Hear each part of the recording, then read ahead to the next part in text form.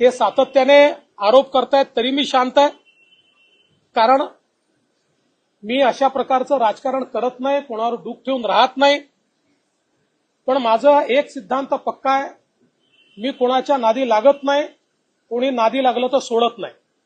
मी आज तुम्हाला स्पष्टपणे सांगतो आणि माझं त्यांनाही सांगणं आहे, कारण त्यांच्याच पक्षाच्या लोकांनी त्या काळातल्या त्यांचे काही ऑडिओ व्हिज्युअल हे मला आणून दिलेले आहेत. त्यामध्ये ते उद्धव ठाकरेंबद्दल काय बोलतायत, ते पवार साहेबांबद्दल काय बोलतायत, या संपूर्ण जे आरोप आज आमच्यावर लावतायत त्या संदर्भात ते काय बोलतायत, वाझेवर ते काय बोलतायत, या सगळ्या गोष्टी आहेत.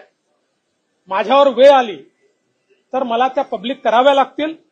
मी अशा प्रकारचं राजकारण करत नाही.